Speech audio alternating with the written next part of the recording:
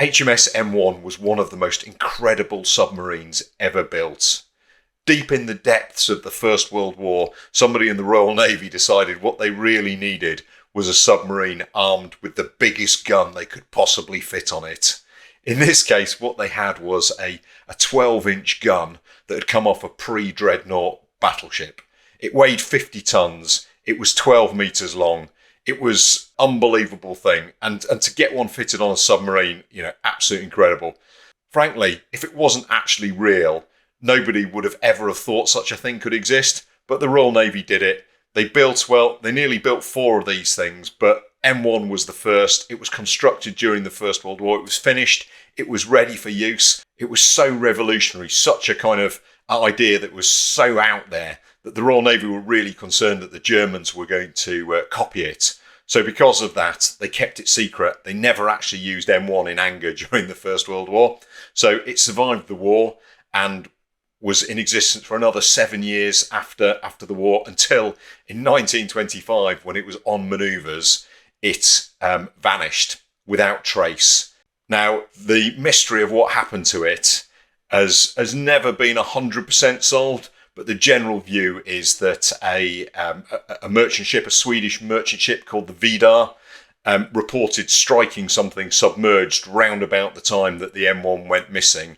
And when the Vidar got into port and they checked the bow, they found special paint on it, which was the same as the paint that had come off the M1. So it was generally assumed that the M1 was operating close to the surface. The Vidar hit it, sank it, and as often happened with submarine incidents in those times, the entire crew were very sadly lost. Fast forward to 1967, when a salvage company found what they described as a large submarine with significant damage on the starboard side. Nothing else happened to it until 1999, when it was dived by famed submarine explorer Innes McCartney and his team, and they identified it as the M1 based upon the location, the length, some of the features such as the gun mount, such as the gun mounting, and the fact it was clearly a World War I era submarine. This is where it is. You can see sort of 20 odd miles south-southeast of Plymouth in about 74 metres of water. We're also lucky enough to have some really good multi-beam imagery of it, and you can see there it lies on a flat sandy seabed, very, very submarine shaped, very pointy, and you can see there the conning tower, and then just in front of the conning tower what is clearly a large bit of submarine on the seabed, and a bit more of that when I show you the dive. The M1's been on my list of things to do for ages, but I've never really fancied it. I've always fancied other things more, but on this particular day, we were meant to be diving HMS Victory again. Unfortunately, the conditions weren't up to going nearly 50 miles offshore, so we only went 20 odd miles offshore. As you can see here, we've got some pretty significant waves on the site. It's an easterly, which is kind of the worst weather for Plymouth, but we felt it was workable, so decided to give it a go. It's always a bit more challenging when conditions are like this, but fortunately the team morale was in a good place. The only thing you've got to be careful of on conditions like this is just when you're moving around the deck. Clearly, with all that gear on, falling over would be a really bad thing, so it's really good having the kind of ropes that are overhead there. Just gives you something to kind of hold on to. I've got my selfie stick though, so maybe not ideal conditions for that, but I'm all about getting you guys the footage. I know that people love to see different elements of the dive, so I hope that the selfie stick gives you a bit of a feel for what it's like. And what it was like on this dive is lumpy and bumpy and kind of grey and overcast, but quite exciting because this is another wreck that I've never dived before, and it's got fabulous history. And the bit that I've not mentioned so far is that this year, 2025, is the 100th anniversary of the sinking of the M1. So, it's important to kind of recognise these milestones, I think. It's also important to recognise that what's going on here is a whole load of faff. I've managed to catch the selfie stick and bits of my gear, including the video cameras and my cylinders, in some of the ropes that are on the surface, and you can see there that I've had to fight to free them. The blue string that you can see there wrapped around the selfie stick, that's the waster that I'm going to be using to tie us into the shot line. You can probably just see behind Rick there is his camera. In fact, I've also got another problem going on here, which I don't know if you saw my cylinder there. My right hand cylinder was leaking. Every time I try and turn it on there, you can see that bubbles are coming out of it. So what I've done is I've shouted to Rick there, and I've just explained to him that my right hand bailout cylinder, you can see there me pointing at it, and you can see that I've explained that it's leaking. So what I need him to do is to come up and just kind of tighten it up a little bit, which he's going to do there, and then we're going to turn it on, and it's all going to be okay. So there we go. Another nice thing about having a buddy. I can't remember. Normally I go in with my cylinders turned on. I can't remember why I turned that one off. I think maybe it was the reg was catching on my knee or something like that, so it was purging. So I turned it off with the view that I'd get into the water. Once I was in the water, I would turn it on again, and it'd be okay. Obviously, when I went to turn it on, as you saw there, it just started leaking. So it's a lot easier to get somebody else to tighten it up as I did there. Now I'm going to speed up the descent because frankly there's not very much interesting happens in it. But one thing I'm going to do first of all is just kind of flag up that GoPro that I've got in my left hand there, that is the housing that I bought off AliExpress for like $40 or $45 or whatever it was. It's 80 meter rated. I'm taking it on a 74 meter dive. I'm going to report it works really, really well, and it survived, and it actually survived another one the couple of days later to 85 metres as well. So far so good. As we get close to the bottom, you can see it's absolutely pitch black down here. That's the thing that you get with those kind of grey clouds. There's no light penetration down here, so the only light you've currently got is me sorting my strobes out. You can see there, still going with my selfie stick though. Don't know, I managed to delete this particular bit of footage, which is really irritating. So although the housing worked, just didn't get the footage. You can see Rick in front of me there, he's putting his strobes on as well. The good news is any moment now I'm going to put on some video lights and we're going to be able to see what's happening. And hallelujah, there we go. Let there be light. And as you can see, we're clearly on the top of some sort of man-made structure. That's metal. I mean, there's actually quite a lot of brass or bronze around there. There's some sort of gauge I've just seen below me there. The blue rope that you can see up there, that's the shot line. And my job now is to tie the waster. And you can see there, I've got that blue string. I'm going to find somewhere on the wreck where I can tie the shot line in so it doesn't move if the tide picks up or other divers start pulling it or whatever. I mean, the other thing, you can't really see it at the moment, but there is a load of fishing line down here, a load of net as well. And this wreck is super well fished because of where it is, relatively close to port, relatively close to some pretty big fishing ports. So it's not really surprised that it's covered in fishing net. And as you see as I go around it, there's some really big fish on it as well. So there you go, you can see me tying in the waster. And when the boat comes to lift the shot line, they'll be able to pull with enough force so that waster will break and they'll be able to recover the shot line up to the surface. So that is my part of the job done. Apart from, as you can see there, part of my light system is caught on a bit of video net. Rick's role in this is to release the pill.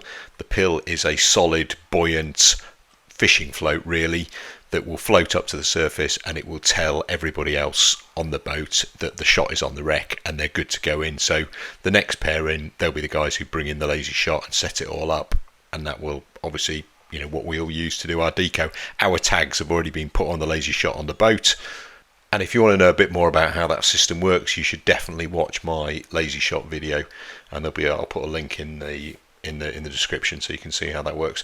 Meanwhile, I'm kind of fighting with my video lights because I've got the Insta360 there, and I'm going to be using that to take some video of what we find. And here it is, we're on to the Insta360. That's the conning tower. You can see the shot line is off to the right hand side here.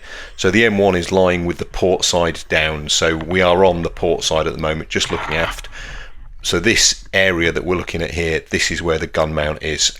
or was rather, and you can see here this circular thing was effectively a traverse for it. If you look in there, you'll see there are loads of massive roller bearings in there. You also see it shows up much better later on that this is distorted, and the reason it's distorted is because over here on the seabed where I'm about to go is the mount for the gun. So at some point the mount for the gun has fallen off the side of the wreck, and in doing so is distorted the part of the submarine, the main submarine on which it was. Now this is the gun mount here, and I'll be honest, it was really confusing when I first saw it, because I was expecting a barrel. You know, it's a gun mount, there's got to be a gun, guns have barrels, and the only thing I can find that looks anything at all like a barrel is this thing in front of me here, but it's not really a barrel. It certainly doesn't look like the barrel of a 12-inch gun. So the big question is, where is the gun? You know, there's this 50-ton thing. You know, it's got to be here somewhere. If you have a look in front of me, you can see the circular bit of the mount, you know, that fits on the other bit of the mount that we've just seen up on the wreck. You can see the spigot that fits into that hole. What you can't see is the actual gun. Actually, you can see the gun. I just haven't really got it in my head where it is. And where it actually is, it's really obvious when I've started to think about it. If you have a look at the very bottom of this video, you can see something in the sand. And what's in the sand is the only bit of the gun barrel that actually is above the sand. So it took me ages to clock this. In fact, I didn't clock it until I was out of the water. It was only when I reviewed my video footage and I talked it through with Rick, and we looked at some of Rick's photos, that it became clear to me. So this is the gun mount, this is the gun. The vast majority of it is underneath the sand. And if you recall the multi-beam image earlier on, you can see that sand has piled up next to the wreck. So quite a lot of the bottom of the wreck is in it. And this thing here is a lot of this is under the sand. So this is the bottom of the gun mount. The gun was able to traverse, I think, up to plus or minus 15 degrees either way, and it did that with a kind of gear system that butted up against the back of the conning tower. And this thing I'm looking up here, this sort of slightly circular thing that goes above me here, this is part of the mechanism for turning the gun. At the moment I'm not really interested in that, because I've just spotted there's a load of crayfish. There's kind of family of crayfish in here, so I'm kind of doing my wildlife photography bit. You see there, you never get one crayfish, you always get about 6 or 7 of them. That's because they're quite social things. So this mount, I guess it looks a bit like a wedge of cheese. So what we're looking at is the kind of the semicircular bit of the wedge of cheese, and that is the bit that allowed the front element, which is where the spigot is, which is where the circular mount, that allowed it to, you know, traverse a little bit. I'm aware that my cheese metaphor is not particularly great. I'll come back to that in a bit, because what I've done here is I've gone around the gun mount up against the submarine, and you can probably see here there's a porthole there with a kind of bronze deadlight. This is part of the conning tower that has fallen off the side of the submarine and is next to the gun mount. So the gun mount is off to the left there. This is the conning tower. There's part of the conning tower that's kind of fallen off the wreck. There was the shot. You can see there's something else kind of interesting in there. Might be another conning tower, might be some sort of instrument. And the conning tower of the M1 had far more instruments than you would expect in a normal submarine. And the reason for that was because the gun was fired remotely from within the conning tower. It's not immediately obvious from this picture, but the whole gun would be submerged, so the area where the breach was not watertight. This was a real surprise to me when I started researching it, but actually when you think about it, it makes quite a lot of sense. Most submarines of this era didn't have their guns within the submarine, so they would routinely submerge the guns, and they were used to, you know, waterproofing guns and making sure they could still work when they came back up again. Of course, it would also have been really difficult to actually waterproof that area in which the gun was enclosed. The gun, as we've already talked about, traverses plus or minus 15 degrees, and it also goes up and down in elevation there, I think up to another 30 degrees, maybe 40 degrees elevation. So trying to figure out how you waterproof that would be a nightmare. So they just didn't bother. They accepted that the breech and the barrel and the whole lot of it was going to be submerged in water. So therefore they had a means of remotely opening the end of the muzzle, and they also had a way of remotely firing the gun, and that was done from within the conning tower, which of course was pressurized. Now, I don't know if for certain that this is the way it was done, but if you have a look on this bit of video in the left hand side there, you can actually see there's a porthole that kind of opens downwards, and that in front of it is the remains of the kind of the casemate that had the gun in. So I kind of think maybe that porthole there that's in the front of the screen, that was how they actually fired the gun. There's also some speaking tubes you've probably just seen there to the left as well, that, you know, all these things must have played a part in something. Now, one of the things with this video is I spend an awful lot of time in and around the conning tower and the gun mount. As you can see at the moment, one of the things I've found is just some kind of interesting bit of machinery down there. I don't know whether that's anything to do with the gun, whether that's anything to do with the diving equipment, but it's certainly interesting. And the reason I spend so much time in and around the conning tower is because I'm trying to figure out in my own head what is going on here. There's another speaking tube. You can see it's collapsed over, so it's come down from the conning tower. It's the wrong way up. There's a diver there. I think he's probably looking in there. There's a massive crab, so I suspect that diver is going to go and help himself to a bit of crab, and that will sort him out for the dinner. But that there is with the rope on it. That is the mount. That is my wedge of cheese with my rubbish analogy. The gun. The circular bit is to the right. To the left is the bit that is used for the traverse, and then what I'm looking at here is the underneath of the gun mount. You can see there the edge of the circle, you can see the spigot, so the gun is all to the right hand side of us here underneath the seabed. I'm absolutely convinced that is where it is, but unfortunately on the dive, what I'm doing, why I'm spending so much time here, is I'm trying to figure this out. And I wish I could go back to myself and say, look, you idiot, just go and waft some of the sand away from this thing that I'm concentrating on here. The gun is probably about a metre to the left of it in the seabed. I just wish I could tell myself, and you could just see the edge of it there. I just in the left of the screen where the fish are, and I just wish I could go back to myself and say, look, there you go. It's really obvious now that you know where it is. There it is. You can see it in the left of the screen. Now, the other thing I'm having at the moment is video light issues. I've gone back to using some of my older ones, and as you can see there, the one on the left hand side is not playing. It's going bright then dim, which is just really irritating, because obviously I want to get some decent quality video footage for you.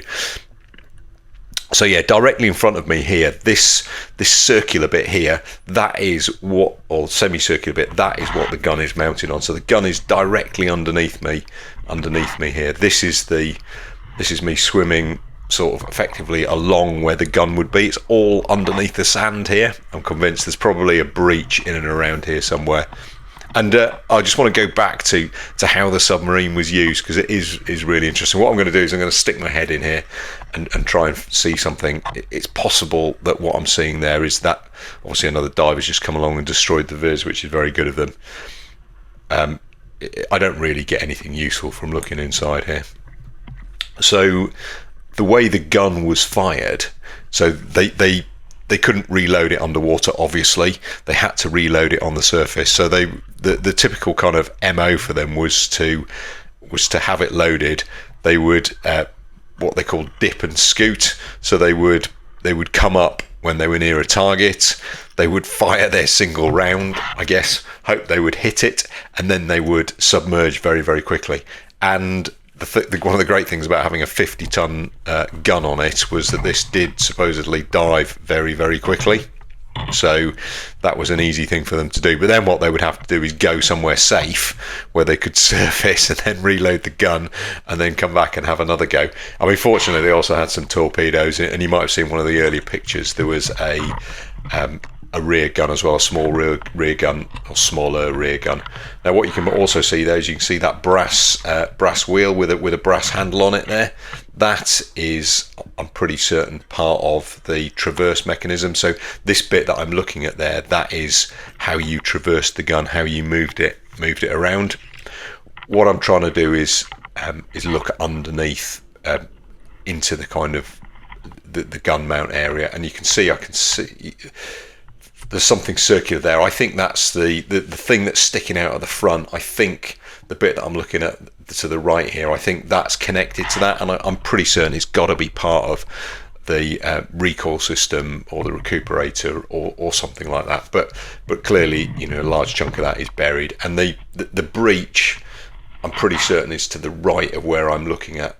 So I'm inside the gun mount. I'm looking forward, but I'm too far down, and the sand is in the way of me seeing what I really want to see. What I'm currently doing at the moment is I'm trying to get my torch out. So at the moment I'm only on video lights. I'm going to try and get the torch and shine it in there and see if that kind of reveals anything a bit more. Spoiler alert, it won't do. So what I'm looking at here is to my left is the base of the cheese, the base of the mount.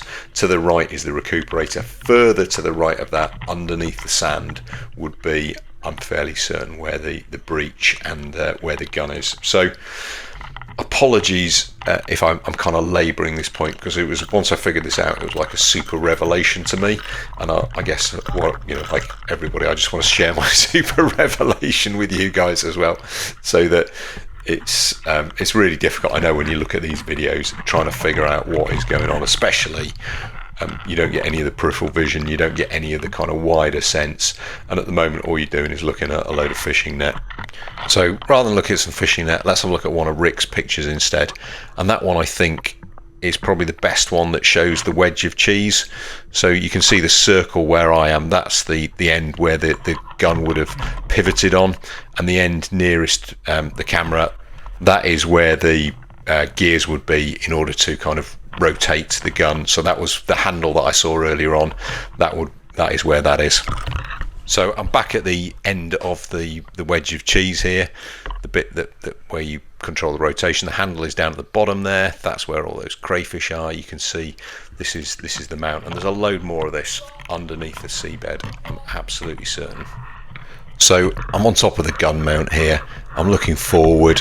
The gun is somewhere there underneath the sand, as I've said about 1,000,000 times already. There's a crayfish, there's a shot line, and what I'm going to do in a moment is I'm going to go to the back of the mount, and when I go to the back of the mount and look over the far side of it, so the direction that dive is coming from, you're going to see a load of teeth, and those teeth are the things that controlled the traverse of the gun. You can just start to see the teeth coming in there. So just kind of this side of the fish, there they go. You can see them, the row of teeth going all the way down. And when I go up on the submarine in a minute, you will see the matching, where those teeth interfaced against. So that was how the gun was traversing. You can really see the kind of the circle, or the element of a circle there, and that's obviously how the whole thing, that's the end of the wedge of cheese. So I know I've done this to death, but I'm really pleased that I finally figured it out, because on the dive I was trying to figure out, where is the gun,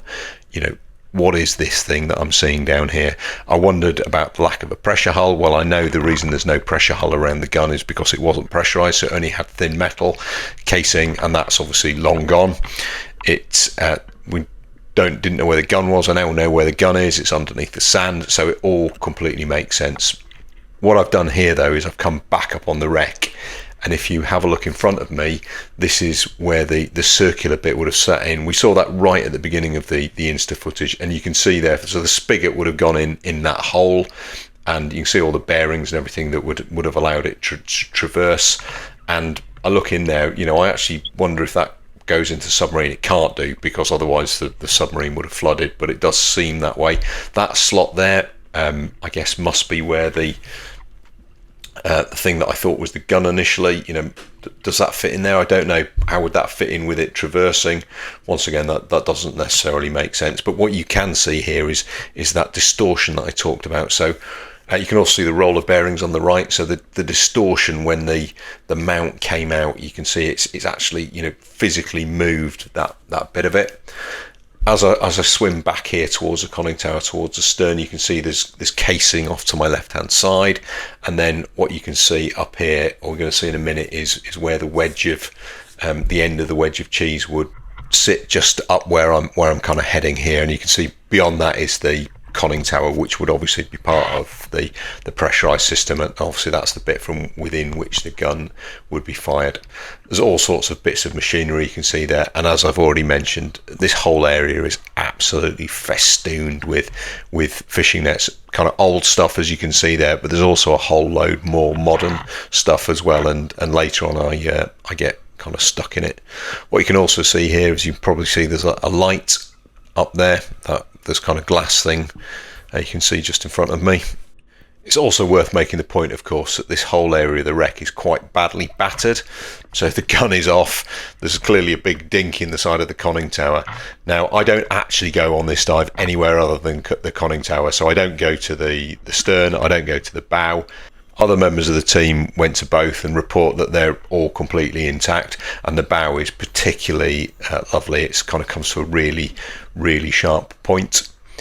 The reason I'm talking about that is because what there is aft of the conning tower on the starboard side is a big dent, and I've already shown you a picture of that. And there's also all this damage here where I am now. So it's almost as if the submarine has been hit twice. Once aft of the conning tower and once near the conning tower, near the gun. That's what's done all this damage. That's what's maybe knocked the gun out. And you would kind of go, well, you know, what happened there? But rather interestingly, the reports from the Vidar, the Swedish submarine that sunk it, report that they did in fact hear or feel 2 bangs. So it might be that what we were seeing is exactly that: 2 sets of damage. 1 set of damage by the conning tower, 1 that is further aft. Now, I don't know the mechanism by which that would happen. Perhaps the first one, you know, hit the submarine, pushed it underwater. It was then sufficiently buoyant that it came back up again and got hit a second time. That's about all that I can think of. What I'm doing now is, this is me passing on the starboard side of the conning tower. I'm going to the aft here, and there you go. You can see in front of me there, you can see a bit of fishing line. And not really surprised when you've seen, I mean, I'm sure you've seen tons and tons of fish around here. You can also see that the conning tower has got large amounts of brass as well, so or bronze perhaps. So it's the reason why it's not quite as furry as you tend to get when you have steel or iron structure. But inside there, there's a load of stuff. There's a load of pipes. So often at the stern of conning towers, you would have air intakes or exhausts from diesel engines or all those kind of things. And I'm pretty certain that is what I'm looking at there. It's also worth mentioning that the HMS M1 is a protected site, so you can dive it, but you can't take anything off it, and obviously you can't interfere it, you can't go inside it or anything like that. So you've probably seen that I've dropped my camera, and the reason I've dropped my camera, and this happened quite a lot on this dive, is that I've been snagged in some sort of fishing line, and it happened a load. Every time it happened, I would have to get my knife out. I'd have to cut myself free, but you've seen that the wreck is absolutely festooned with this stuff.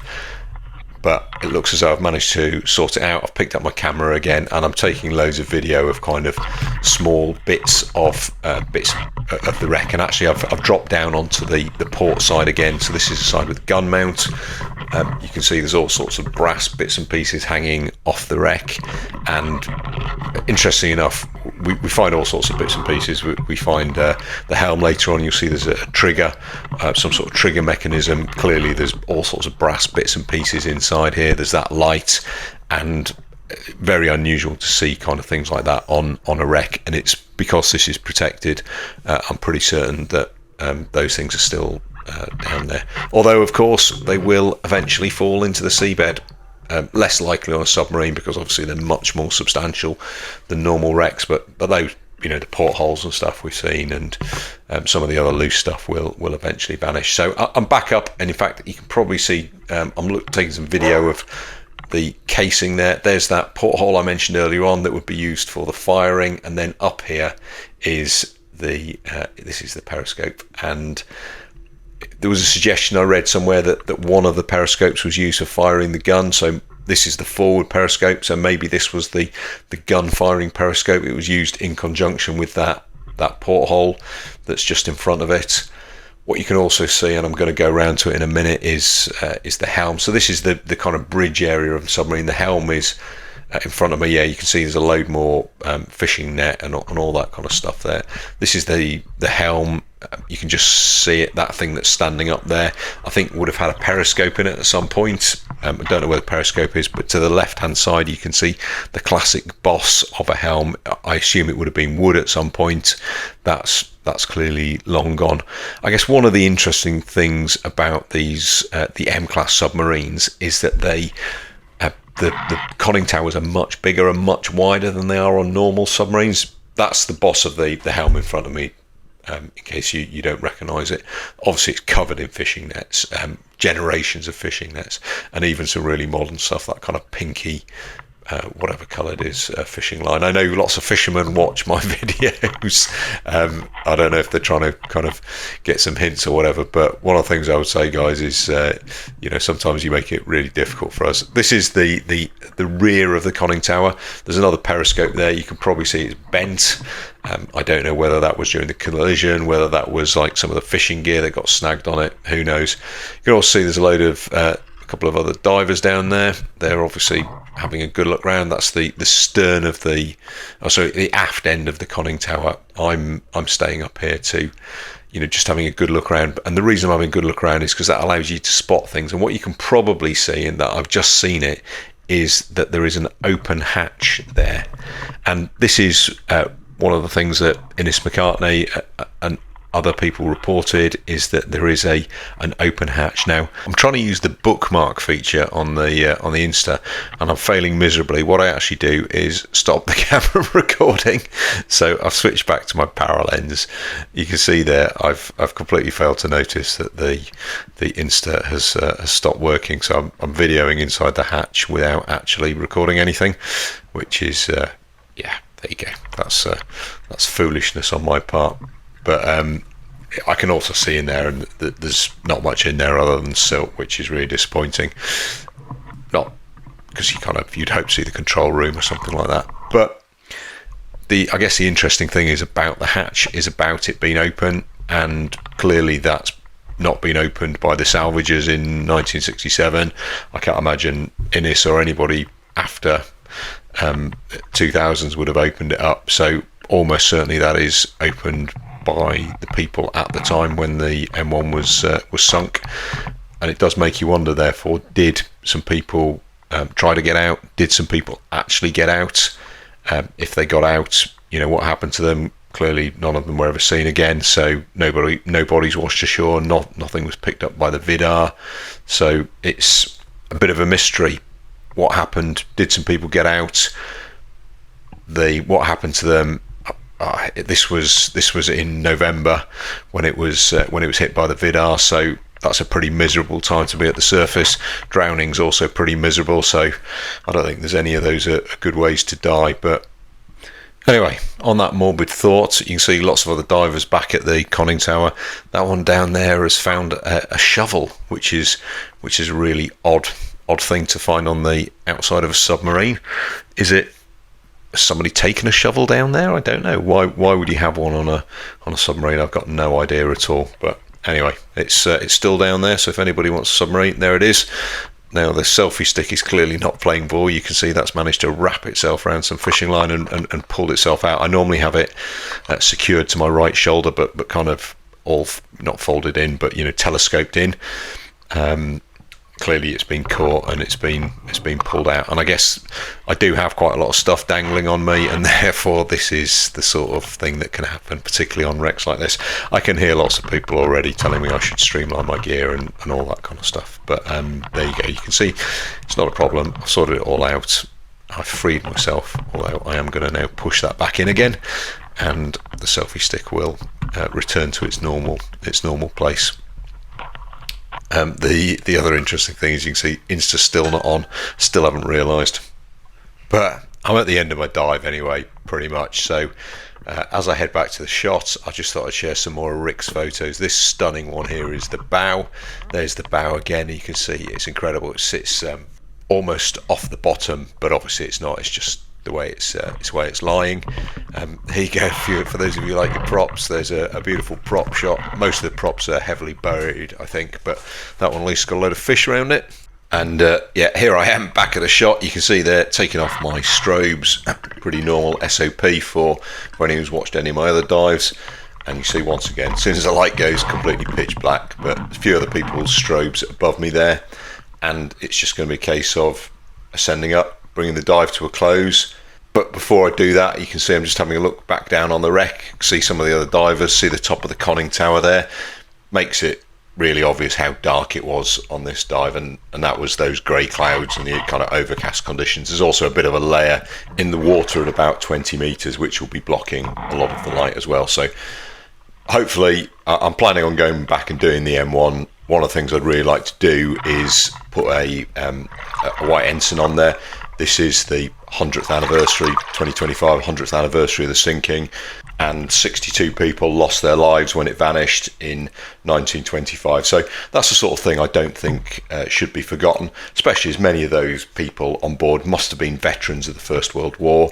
They must have, survived some really dangerous times. Submarines were bad in peacetime. They were even worse in wartime. So, it would be nice to ensure that they aren't forgotten. But as you see, I'm coming up a bit here, and you see things are getting a bit shallower. And as they get shallower, they also get lighter. And I reckon this is a good time now for me to show you the Deco Profile. I know lots of people enjoy that. And here it is. I'd like to say it's a kind of pretty standard profile for a 74 metre dive, but actually you can see it's not necessarily that square. There is a bit of multi-levelling down the bottom there as I come up at the conning tower on the end. And then as you can see, I've got I leave bottom with just under 2 hours of deco, and that all goes pretty well. The one thing with this dive is I come up a bit late. Normally we have a 2.5 hour limit, runtime limit on in deep, and I come over about 2 hour 40 minutes, so I'm in trouble when we get on the boat. For those of you wondering why I'm using a DSMB, this is something that we do in conjunction occasionally with the lazy shot system. So the lazy shot is actually just in front of me. I've just put up, and the trapeze is just in front of me. What I've done is I've just used a delayed S&B because there's quite a lot of divers on the boat, so I put up a delayed S&B next to the lazy shot, and it just meant there was one less person on the trapeze. And also, frankly, when it's quite lumpy sea conditions, it's quite nice having a delayed S&B to do your deco on. They're just a bit less vicious than trapezes, which go up and down quite badly. And there you go, you can see just coming to the surface now, and you get a bit of a feel for what the conditions are like. It's not unworkable, it's just a bit lumpy.